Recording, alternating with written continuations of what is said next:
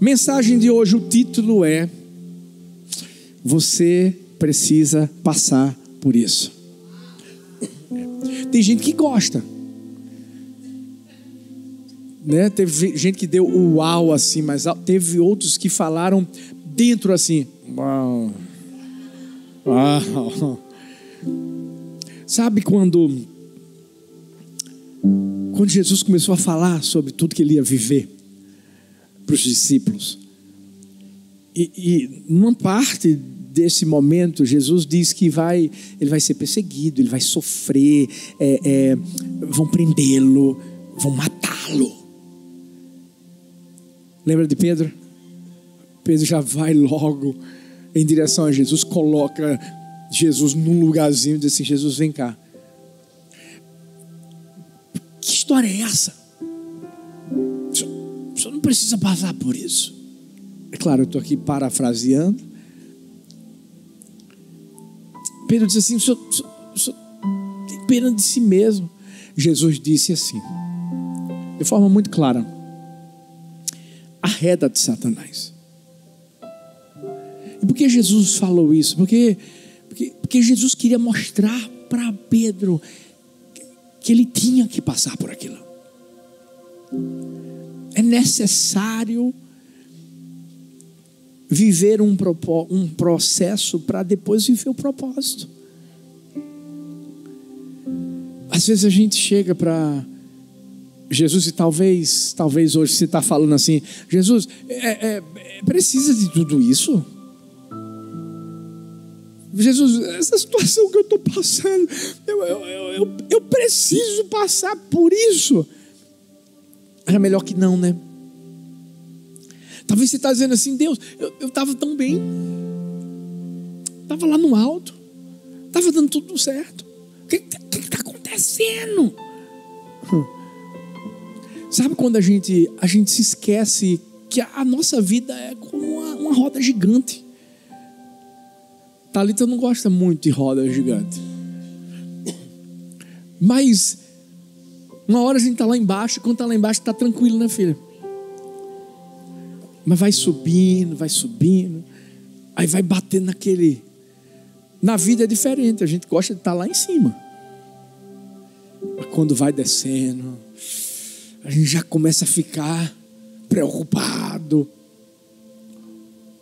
e aí a gente começa a questionar: será que eu precisava passar por tudo isso? Há na Bíblia um homem que viveu mais ou menos isso.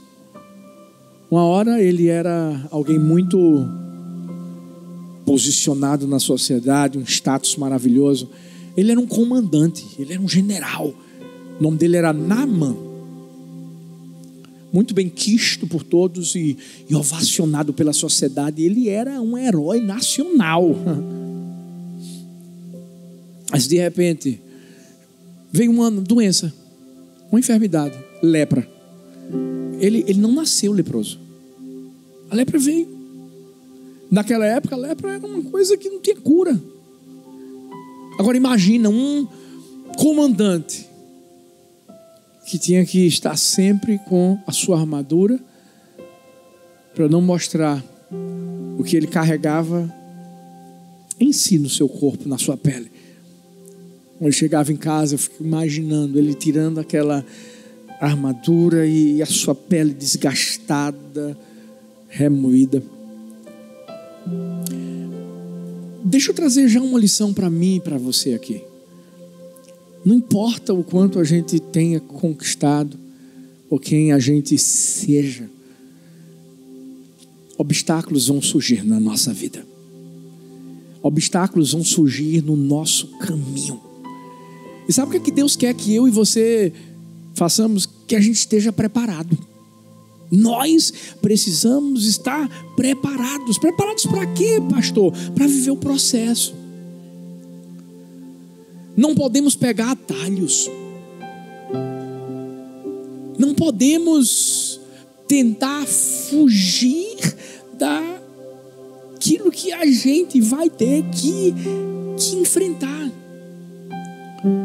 Por mais que sejamos, talvez, homens e mulheres de Deus, e falemos para Deus: mas a gente é tão abençoado. Mas o fato de sermos abençoados e bem-sucedidos e termos sucesso na vida, isso não nos isenta das lutas. Em outras palavras, eu não sei o que você está vivendo, ou o que viveu, ou o que vai viver. Você vai precisar passar por isso, e não tem como correr.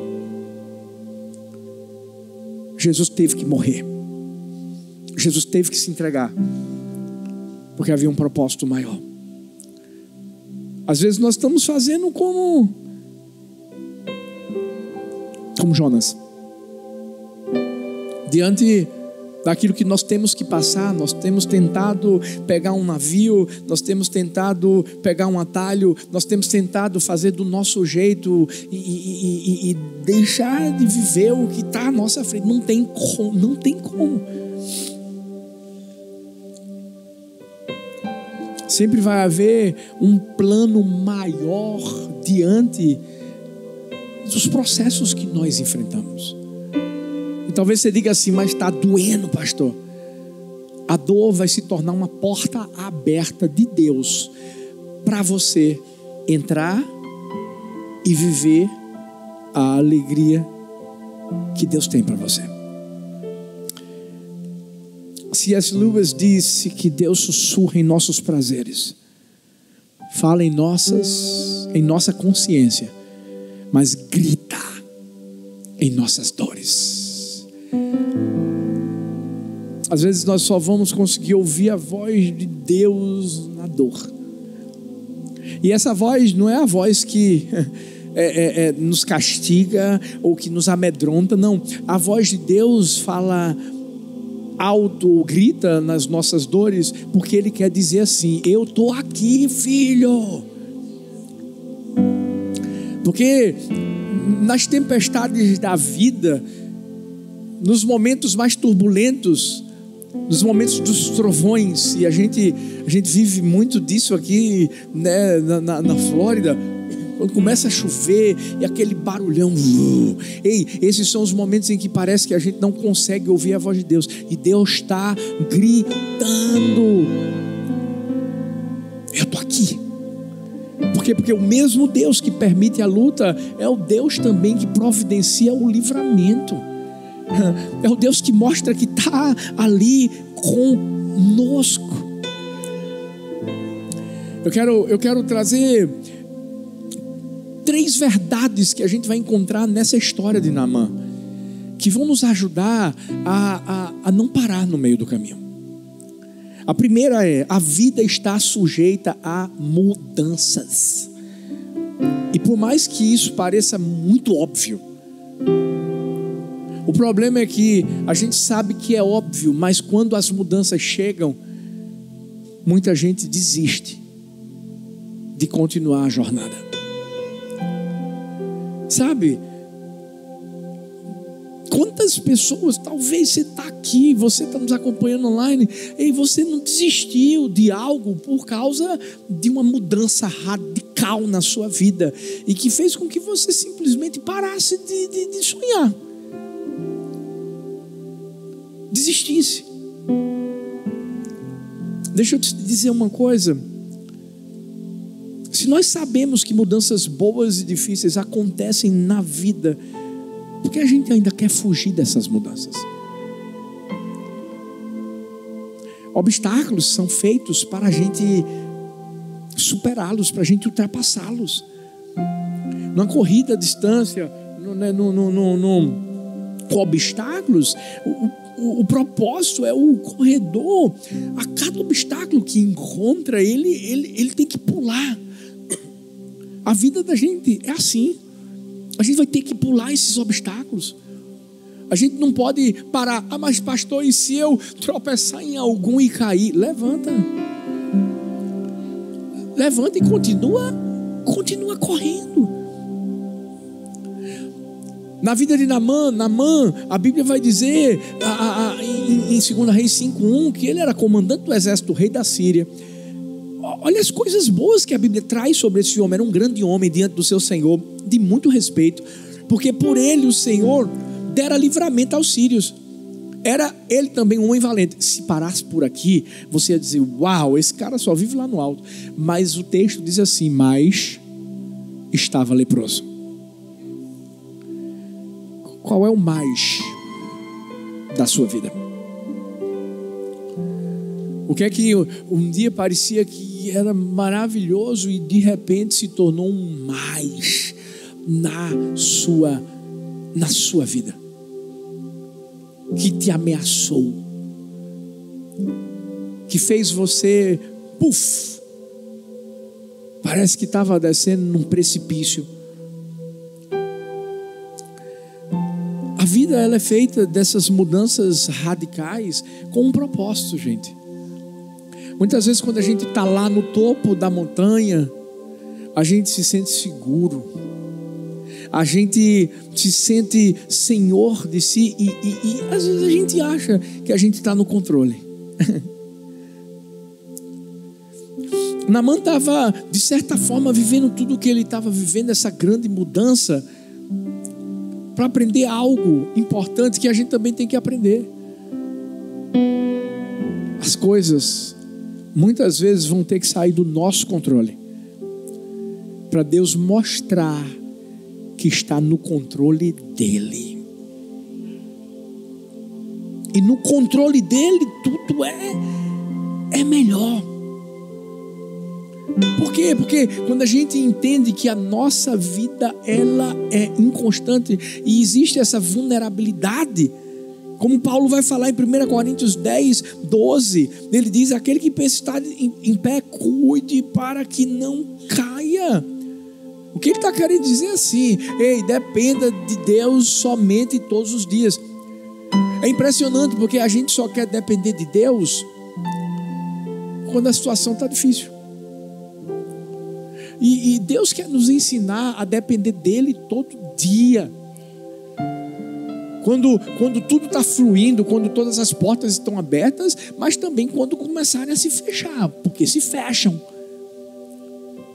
Quando parece que o mar não está se abrindo, e aí Deus está dizendo assim: eu não vou abrir o mar não. E aí você diz assim: mas Deus, como é que eu vou passar? Aí Deus diz assim: eu estou permitindo que isso aconteça na sua vida, porque eu quero fazer algo maior. Eu não abro o mar não, mas eu vou fazer você andar sobre ele. Mas para andar sobre o mar, vai ter que deixar Deus no controle de tudo. Nós somos humanos. A nossa vida é muito efêmera. Há um tempo atrás, nós falávamos sobre Steve Jobs, um gênio. Se eu perguntar aqui, praticamente todo mundo aqui tem um iPhone. Thalita está querendo um Samsung. Eu disse, era meu iPhone é melhor. É mais bonitinho, ela disse. Mas Steve Jobs, uau, o que ele alcançou. Mas de repente na vida dele, ele não imaginava isso. Ele foi acometido de um câncer raro no pâncreas. Tinha dinheiro, sucesso, tinha tudo, tinha um mundo. O sucesso pode nos dar o mundo, mas só Deus pode nos dar a vida. Sabe o que é que o próprio Steve Jobs disse? Ele disse assim: lembrar que estarei morto em breve é a ferramenta mais importante que já encontrei para me ajudar a fazer as grandes escolhas na vida. Talvez a gente pensasse assim: esse cara em vida deve ter tomado as melhores e as maiores escolhas. Não. Quando ele estava para morrer é que ele começou a entender. Ele devia ter tomado escolhas melhores antes, que não foram tomadas. Naamã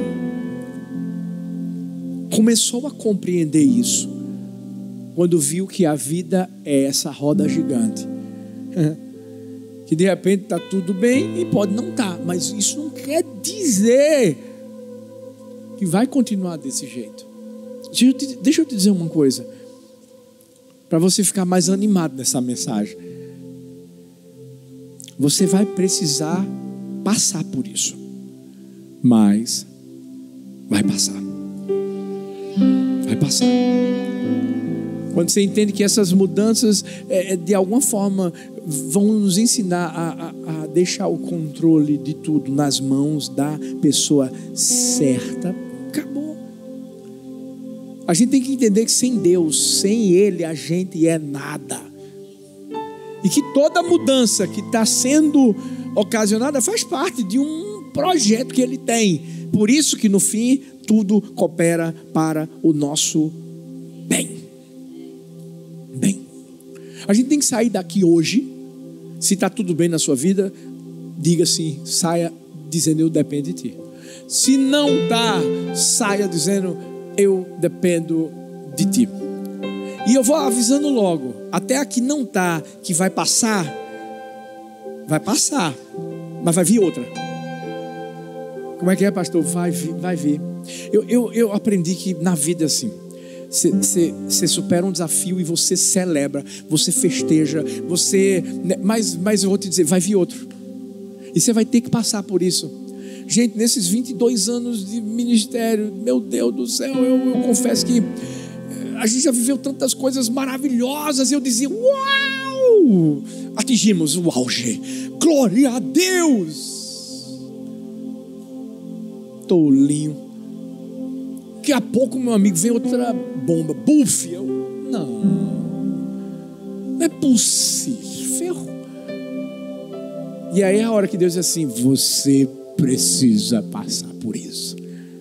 Por quê? Porque vai passar e a gente vai vencer de novo.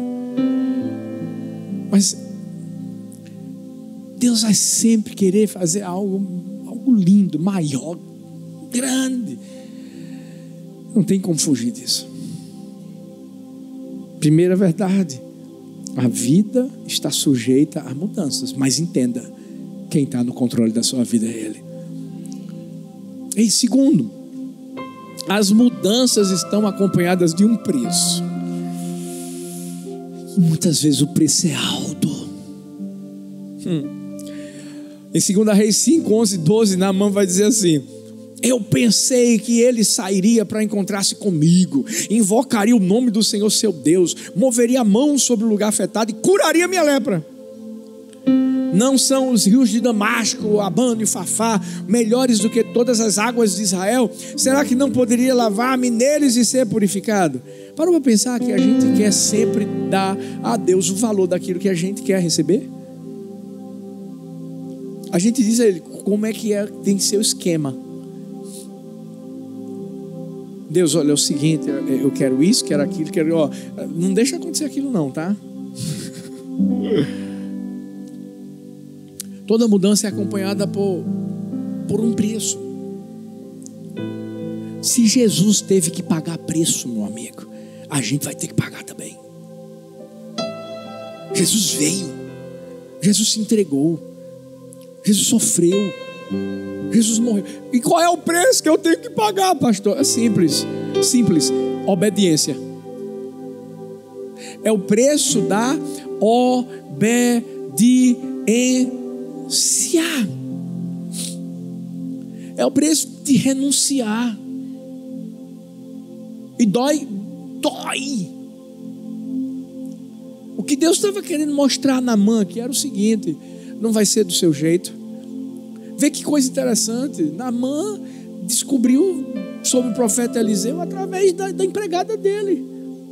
Ele que estava acostumado a dar ordens, recebeu ordem de um empregado. Daqui a pouco pensa que vai ter um encontro sobrenatural com o profeta Eliseu, e Eliseu não manda nem vai, manda o servo dele, vai lá e fala, manda ele tomar um banho aí no Rio Jordão, 7 vezes, mergulha.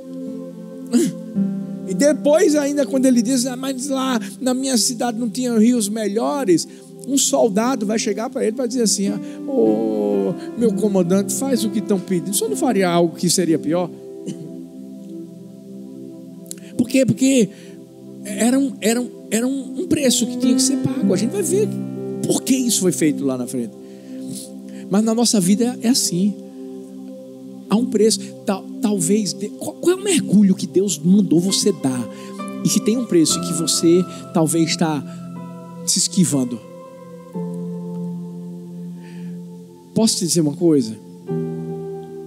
Para a gente estar aqui, a gente pagou um preço. Pagou um preço.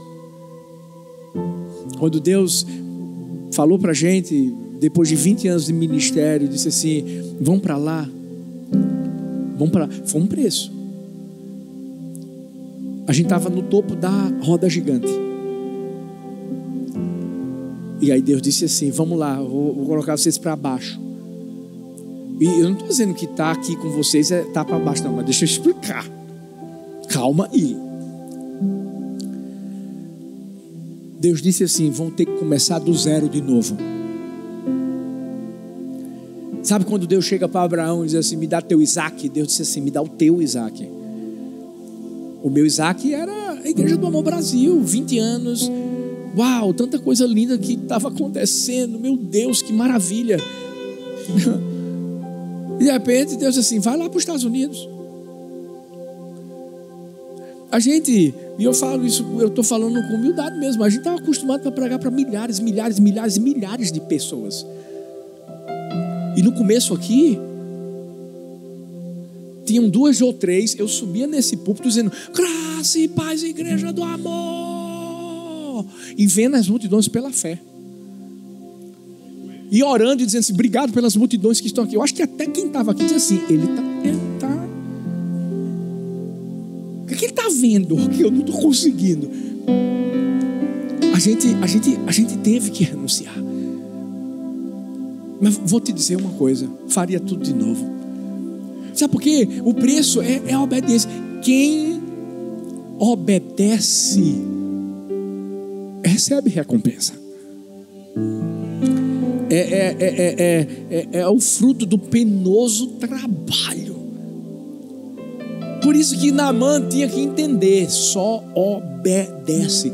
A gente quer bênção sem compromisso, a gente quer crescimento sem sacrifício, a gente quer cura sem entrega. E com Deus não é desse jeito. A gente não negocia com Deus. A gente não dita as regras para Ele. É Ele que dita para nós, para que a gente obedeça. Talvez você vai ter que mergulhar. Qual é o teu mergulho de hoje? Deus está dizendo que você tinha que ter perdido perdão há muito tempo a alguém que fez mal para você, mas você está guardando rancor. Aí tu fica lá no Instagram dessa pessoa escrevendo alguma coisa. Meu Deus. Talvez é diante de um chamado que você tem, e até hoje você está parado, você está sentado, você está sem fazer nada, você não está queimando mais por dentro, não está dando o melhor para Deus mais, não está buscando o Senhor. Qual mergulho que Deus está pedindo que você faça? Por mais que o preço da obediência possa parecer alto, mas o retorno de uma vida entregue a Deus é incalculável. Mergulha. Mergulha sem querer explicação dos planos de Deus. Ele não tem que explicar plano para mim, para você. Ele não tem que falar dos detalhes. Ele não. Eu queria que as coisas fossem do meu jeito. Só Deus sabe como eu queria. Mas eu aprendi. Sabe, esses dias, engraçado, Helena foi dormir, e quando ela foi dormir, ela pegou o travesseiro e colocou assim no chão. E ela disse: não, é para orar, pai. Aí, uau, essa menina é mais crente que eu. Aí, vai orar de joelho, filha? Vovó disse que de joelho é melhor. Mas ela fez isso, e isso me tocou tanto, mas tanto, que eu comecei a fazer uma coisa quando eu me acordo. Depois, tomei banho e tal, aquilo outro, eu vou lá no sofazinho, coloco um travesseirinho que ela colocou o dela e eu coloco o meu. Eu me ajoelho. Mas eu me ajoelho para fazer uma coisa.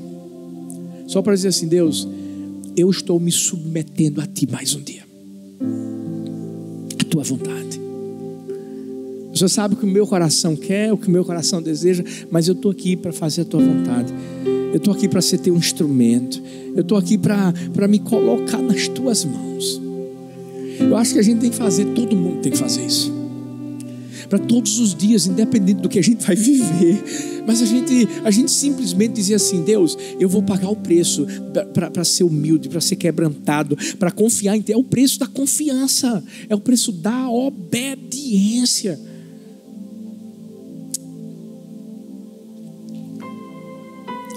Naamã começou a entender que a vida é assim, altos e baixos, precisava pagar um preço. Mas ele também entendeu que o problema não era a lepra, era o orgulho. O problema não estava do lado de fora, não era a pele, era o coração. Era o coração. Ele precisava se humilhar. Ele precisava simplesmente entender que ele não era nada. E só tinha um que podia resolver o problema da sua vida. Ele foi encontrar o profeta Eliseu, mas ele acabou encontrando o Deus do profeta Eliseu. É diferente. Sabe, quando a gente vai atrás das pessoas achando que elas podem resolver nosso problema, é quando a gente entende que só tem um, é Deus, é Deus, é Deus, é Deus. Eu não estou falando que você é orgulhoso, não. Mas às vezes, o problema está aqui dentro, não está do lado de fora. E é nessa hora que a gente precisa ser humilde. Para quê, pastor? Reconhecer que Deus precisa arrancar de mim e de você aquilo que precisa ser arrancado. Nas situações da vida, sempre vai ter algo que vai servir de aprendizado para mim e para você. Sempre. Para isso a gente vai ter que ter discernimento. Para isso a gente vai ter que colocar o nosso coração nas mãos dele. E por que isso, pastor? Sabe por quê? A Bíblia diz em Tiago 4,6 que Deus resiste aos soberbos, mas dá graça aos humildes. Agora a gente se esquece que Deus sempre confronta o orgulho antes de conceder a graça. A graça. Salmo 138,6 diz: ainda que o Senhor é excelso, atenta para o humilde, mas ao soberbo conhece-o de longe. Sabe o que aqui significa? Que Deus não se aproxima do soberbo, fica de longe, porque o soberbo não deixa Deus fazer o que ele precisa fazer. Eu e você precisamos tomar uma decisão. Qual é? A decisão de saber que precisamos passar por aquilo que estamos passando e nos submetermos à vontade de Deus. É difícil, muito difícil. Quando a gente perdeu nossa primeira filha, foi difícil pra caramba. Mas a gente se submeteu.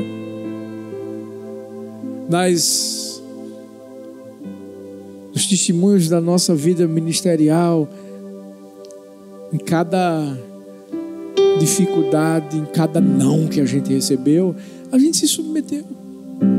Vindo para os Estados Unidos, a gente se submeteu. E a gente entende uma coisa: quanto mais a gente se submete, mais próximo de Deus nós vamos estar, e mais próximos Ele vai estar de nós. Para quê, pastor? Para nos mostrar que a gente vai ter que passar por tudo isso, mas a gente vai passar. Qual é o fim da história de Naamã? Sabe qual foi o fim?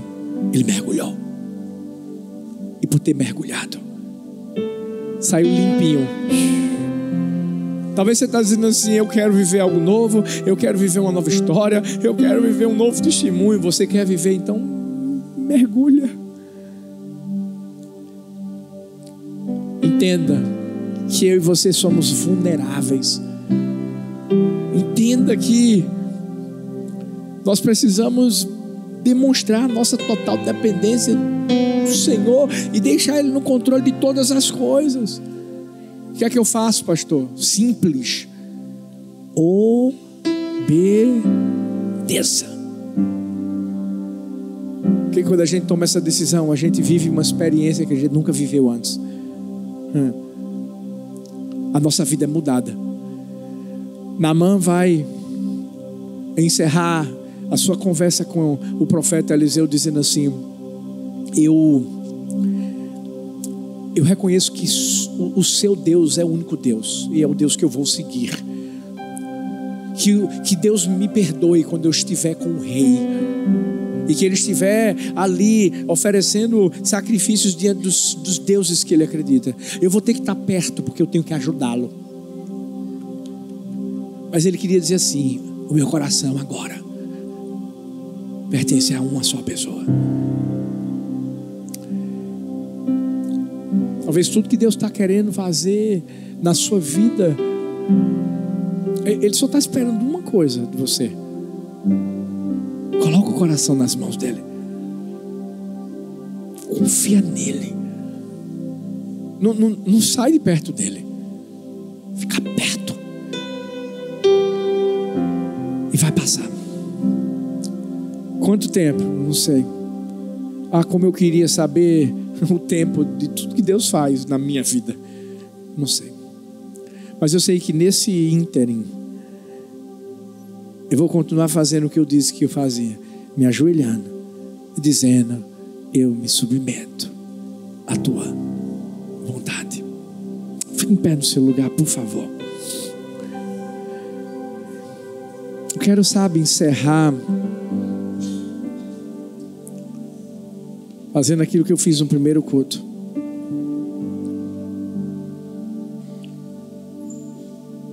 Teve um momento no início desse culto que eu chamei você que estava precisando daquele fogo queimando de novo. Mas nessa hora, não vou pedir para você sair do seu lugar, mas eu quero orar por você que está passando por algo difícil.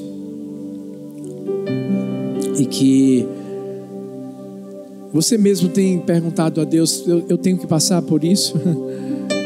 É isso mesmo que eu tenho que viver, Deus? E agora você está entendendo que é isso mesmo. Talvez algumas situações mais difíceis vão surgir, mas confia, obedece, paga o preço da obediência.